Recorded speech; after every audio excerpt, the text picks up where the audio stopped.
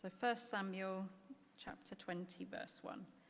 Then David fled from Naioth at Ramah and went to Jonathan and asked, "What have I done? What is my crime?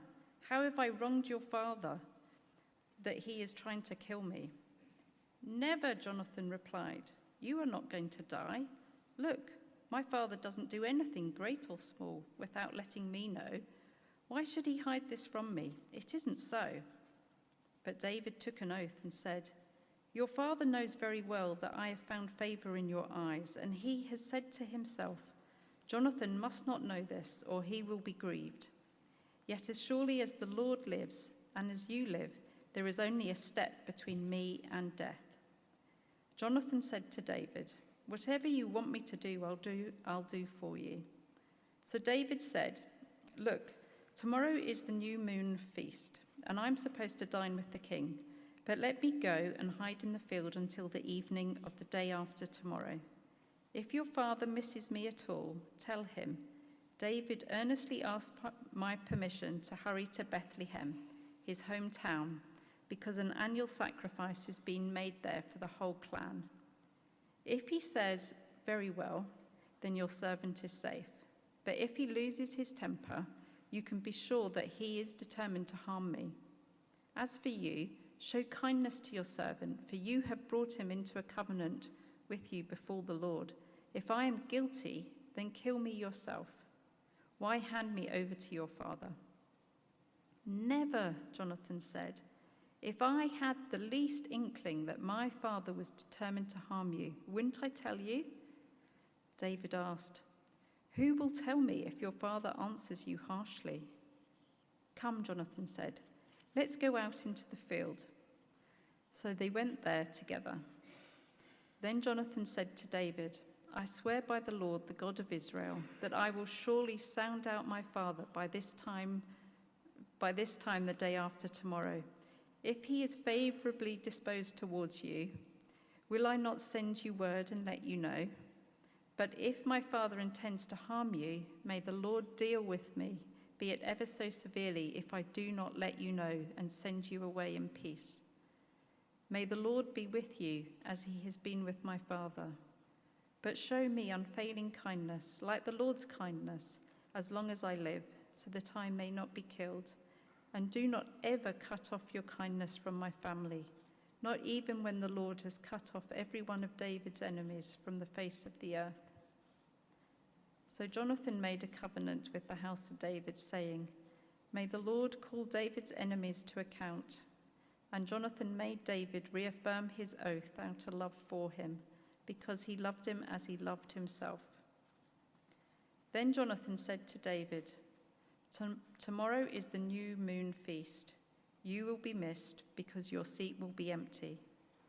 The day after tomorrow, towards evening, go to the place where you hid when this trouble began, and wait by the stone Ezel. I will shoot 3 arrows to the side of it, as though I were shooting at a target. Then I will send a boy and say, 'Go find the arrows.' If I say to him, 'Look, the arrows are on this side of you, bring them here,' then come, because as surely as the Lord lives, you are safe. There is no danger. But if I say to the boy, 'Look, the arrows are beyond you,' then you must go, because the Lord has sent you away." And about that matter you and I discussed. Remember, the Lord is witness between you and me forever." So David hid in the field, and when the new moon feast came, the king sat down to eat. He sat in his customary place by the wall opposite Jonathan, and Abner sat next to Saul, but David's place was empty.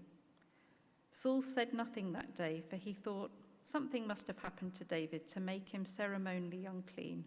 Surely he is unclean." But the next day, the second day of the month, David's place was empty again. Then Saul said to his son Jonathan, "Why hasn't the son of Jesse come to the meal, either yesterday or today?" And Jonathan answered, "David earnestly asked me for permission to go to Bethlehem. He said, 'Let me go, because our family is observing a sacrifice in the town, and my brother has ordered me to be there. If I have found favor in your eyes, let me go to see my brothers.' That is why he has not come to the king's table." Saul's anger flared up at Jonathan, and he said to him, "You son of a perverse and rebellious woman, don't I know that you have sided with the son of Jesse to your own shame and to the shame of the mother who bore you? As long as the son of Jesse lives on this earth, neither you nor your kingdom will be established. Now send someone to bring him to me, for he must die." "Why should he be put to death? What has he done?" Jonathan asked his father. But Saul hurled his spear at him to kill him. Then Jonathan knew that his father intended to kill David. Jonathan got up from the table in fierce anger. On that second day of the feast, he did not eat, because he was grieved at his father's shameful treatment of David. In the morning, Jonathan went out to the field for his meeting with David. He had a small boy with him, and he said to the boy, "Run and find the arrows I shoot." As the boy ran, he shot an arrow beyond him. When the boy came to the place where Jonathan's arrow had fallen, Jonathan called out after him, "Isn't the arrow beyond you?" Then he shouted, "Hurry, go quickly, don't stop." The boy picked up the arrow and returned to his master. The boy knew nothing about all of this, only Jonathan and David knew. Then Jonathan gave his weapons to the boy and said, "Go, carry them back to town." After the boy had gone, David got up from the south side of the stone and bowed down before Jonathan 3 times with his face to the ground. Then they kissed each other and wept together, but David wept the most.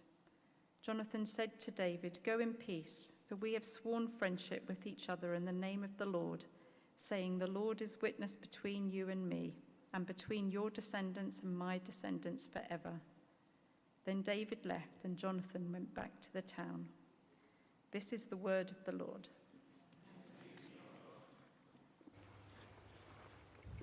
Thank you, Rachel Frieden. Do keep that open as we look at it together.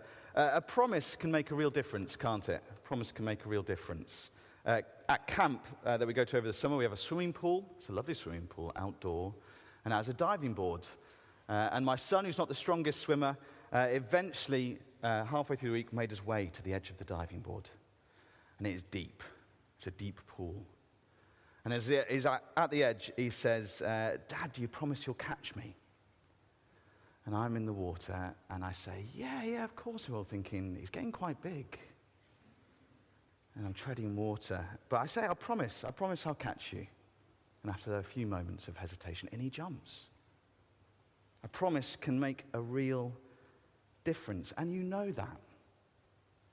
You know that, don't you? Because you felt it. A promise from a parent, a friend, a boss, a spouse.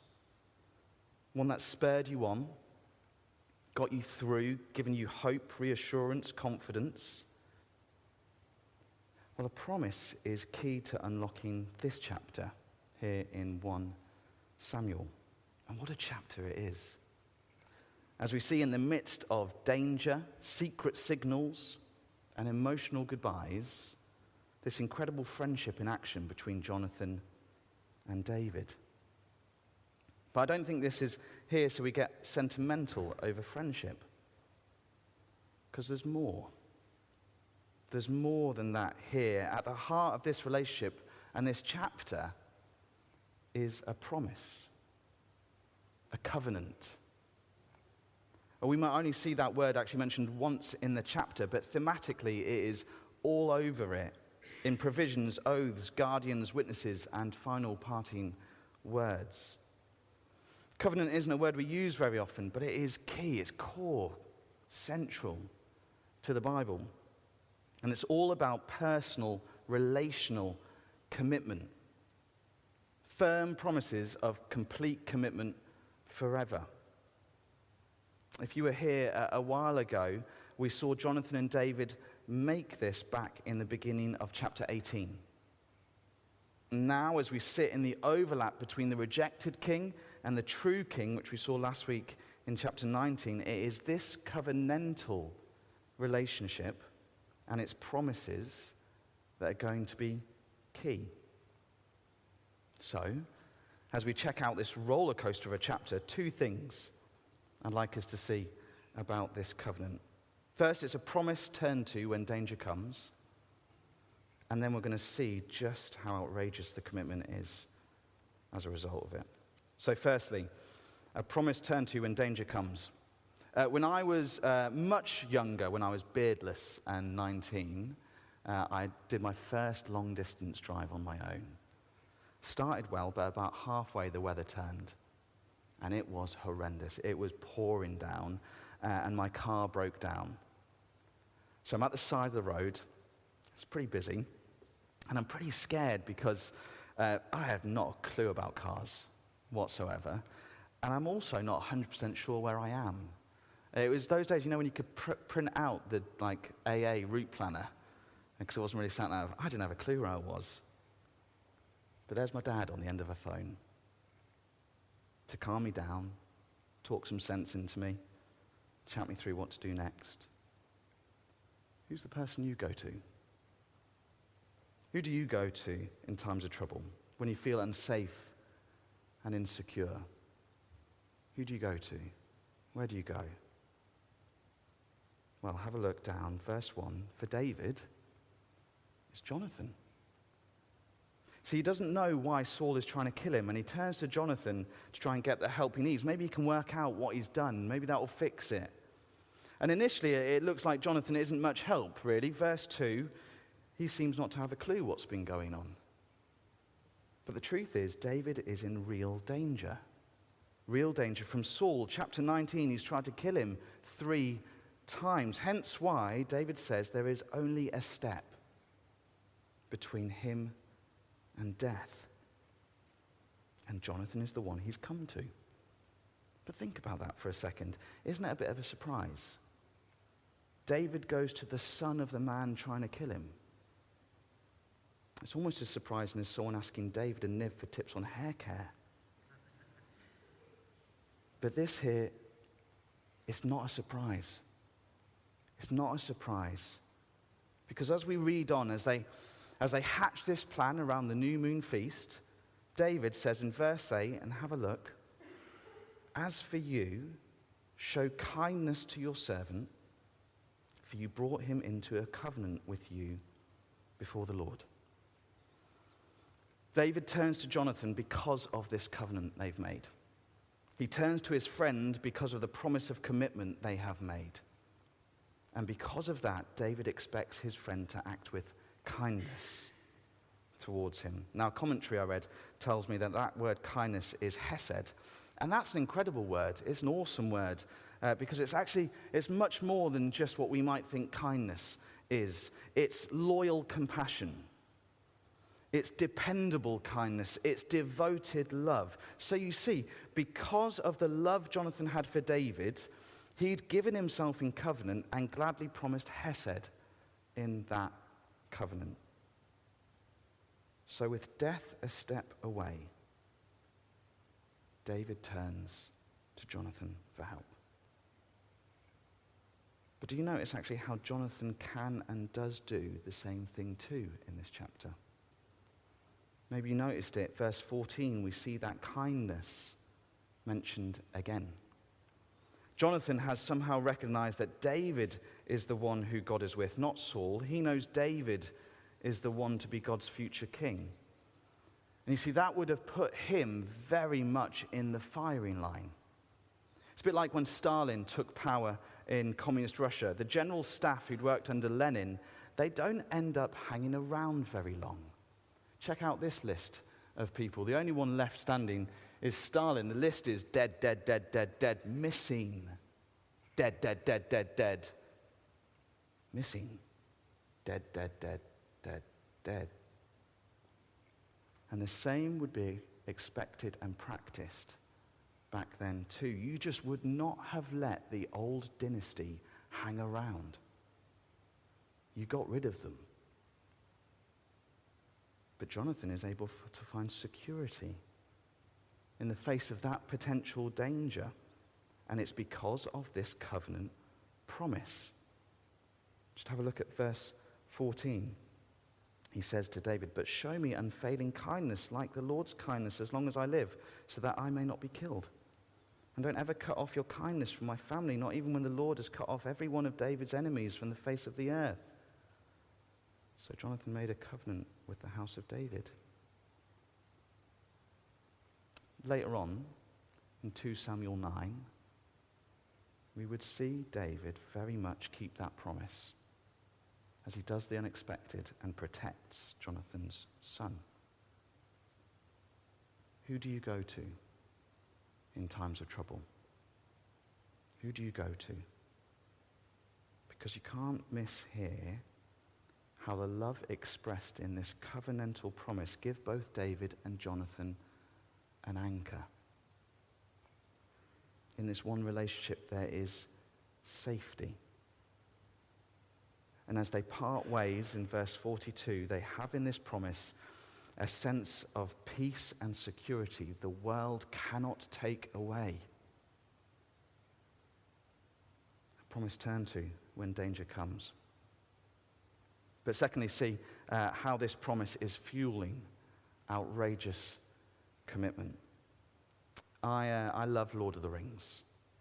Books are awesome, films unreal. And I thought we could just watch the film together this evening, but that's not a play, it's too long. But there's a moment in the film when with Frodo and Sam, two friends, and Frodo has made the decision to leave and take the ring to Mordor on his own. And as he's leaving, his friend Sam comes to the shoreline and sees him rowing away in a lovely boat. And he can't swim. But what does he do? He dives in. He chases after him to make sure he isn't alone. And then, I couldn't resist showing a little bit, we see this.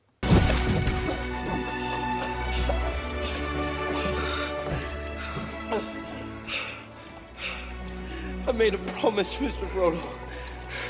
A promise. Don't you leave him, Samwise Gamgee. And I don't mean to. I don't mean to. Oh, Sam.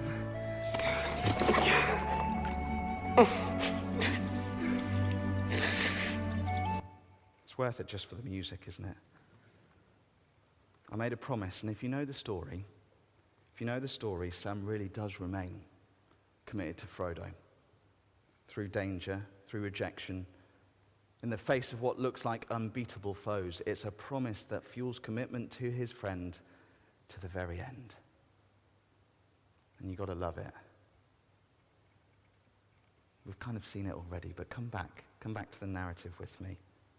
Where from verse 18 we pick up the plan that Jonathan and David had hatched around the new moon feast. David, though would be expected to be there, he's not going to be. And after seeing how Saul would react, Jonathan would let David know the situation and whether to flee using an elaborate arrow signal system and code words. Love that. I need an arrow in my life a little bit more. But then we see the plan play out, and as Saul notices David's absence, just check out actually how he doesn't even use David's name. He calls him the son of Jesse instead, before he then unleashes his anger at Jonathan. Because as Saul rejects God's anointed king, he recognizes Jonathan's commitment to God's anointed king. Let me read verses 30 to 31 again for us. Saul's anger flared up at Jonathan, and he said to him, "You son of a perverse and rebellious woman, don't I know that you have sided with the son of Jesse to your own shame and to the shame of the mother who bore you? As long as the son of Jesse lives on this earth, neither you nor your kingdom will be established. Now send someone to bring him to me, for he must die." Got to notice the irony there, isn't there? As he calls Jonathan the son of a perverse and rebellious woman, when in reality he's the son of a perverse and rebellious man. But notice what Jonathan is doing. Here he rejects his dad and puts his kingdom aside as he stands up for David, the true king. And he puts his life on the line as he does so, as Saul hurls a spear at him to try and kill him. In so many ways, it is just tragic, this scene, really, isn't it? as we continue to watch the downfall of Saul, as we see a father turn on his own son. The feast began with an empty chair for David, and it would end with Jonathan's also empty as he goes off to warn his friend. What commitment? Commitment fueled by a covenant promise, given in love, sworn in the name of the Lord. Commitment displayed as Jonathan gives up his right to kingship, makes a promise with the friend he loves, and because of that promise, takes his father's anger rather than David and risks his life for his friend. And I think it's worth just checking out something in the flow of this chapter while we look at that. I wonder if you spotted it as we read. Did you see that you could actually take verses 12 to 17 out and it would still make perfect sense? You could take those verses out and it would still make perfect sense. So there's likely something here that's important, that we're meant to notice. And I've been wondering if it's this. I've been wondering if this little break in the flow of the narrative actually helps us understand all the more why Jonathan does what he does, why he's so committed in what follows. Jonathan is fully committed to David because he knows God's anointed king is fully committed to him. He knows he can rely on Hesed from the king and friend who loves him now and forever. This covenant promise, grounded in love, fuels outrageous commitment. I love it. I think you can't help but be in awe of that type of commitment, can you? To admire it. To want to have friends like that. To want to be a friend to other people like that. It's attractive. And it's attractive because it's Christ-like, isn't it? It's the self-giving, costly, loving commitment he was willing to make for his friends. John 15 says this in verse 13, greater love, this is Jesus speaking to his disciples, greater love has no one than this, to lay down one's life for one's friends. You are my friends. If you do what I command, I no longer call you servants, because a servant does not know his master's business. Instead, I've called you friends. For everything I learned from my Father, I've made known to you. That's the night before he goes to the cross for them. It's Christ-like. And so as we see this promise here, fueling outrageous commitment between these friends, turned to by friends in danger, check out finally how this is, and there is, an even greater promise for us. The reality is this promise between these guys points us to the covenant promises of the Lord to his people that can never be broken. That he will be their God and they will be his forever. The promise we can take hold of in Jesus, in whom all God's promises meet and all requirements are fulfilled. Jesus, the outrageously committed King, who lowered himself from his heavenly throne, who pledged and gave his life for his friends to save those he loves forever. Jesus, the greatest friend, whose loyal compassion, dependable kindness, devoted love we can turn to for peace and security. It might be that you're sat here this evening and things are going on in your life now that make you feel weak, confused, insecure, at risk. And it might be that it was actually a real challenge to get yourself here this evening, maybe even to focus. Friends, I think if Jonathan and David were sat next to you now, they'd be saying you're in exactly the right place. You're in exactly the right place to meet with and hear from the covenant-making and covenant-keeping Lord who's promised himself to you in Jesus. Maybe things at the moment just feel really uncertain for you. You're feeling anxious or fearful with work, college, social circles. Come to the King who is sovereign over it all, who says to us he's got it. He's got it. And if he was prepared to die for you, can you not trust him to keep you secure? Or maybe you're facing challenges around health and you feel weary and like you can't see a way forward. Come to the friend who stepped into this world and faced down even death for us, who has prepared and opened a door to eternal life for us, the one who promises he's with us and we're safe in him. Or maybe you're feeling worried spiritually, so aware of your sin before a holy God, feeling gut-wrenching guilt or shame that you can't seem to shake or want to talk to anyone about.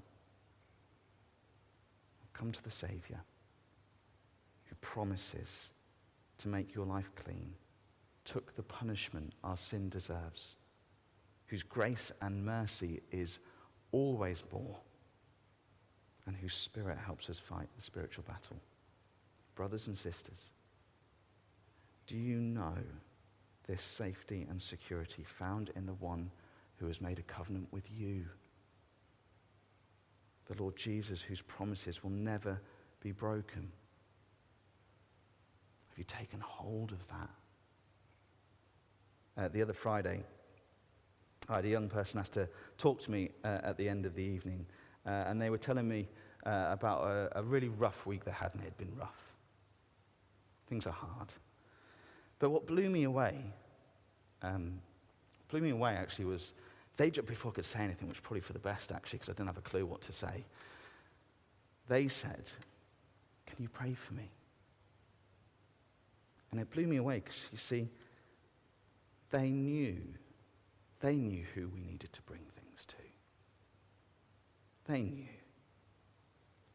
In times of confusion and trouble that we will face in this world, because it is broken and flawed, will you come and rest in the arms of Jesus?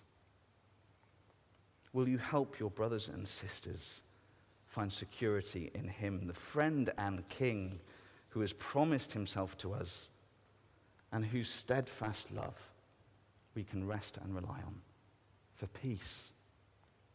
Not because things will necessarily be peaceful. Jonathan says, "Go in peace," in verse 42, and David was not heading for a peaceful time. But peace in the sense of a rightness at our very core, our very center, because a greater one has promised his friendship and hesed to us forever. As we close, let me just draw our attention back to the end of the chapter, where despite the signal plan that they'd put in place, David and Jonathan do get this moment together. Now, I love a hug, so this moment I think is great. Other people might find it a bit awkward, but it's great. As Jonathan and David get to say goodbye, as they embrace, kiss, and weep together, it's great because we don't want to miss what we really see. We see this love between friends.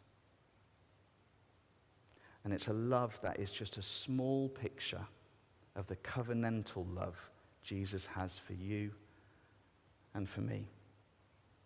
A steadfast love that flows from his very nature and drives his promises that will never break, that won't ever let us go, and that we can completely rely on. I'm going to give us a moment for us to pray on our own, and then in a minute, Rachel is going to come and lead us in a time of prayer.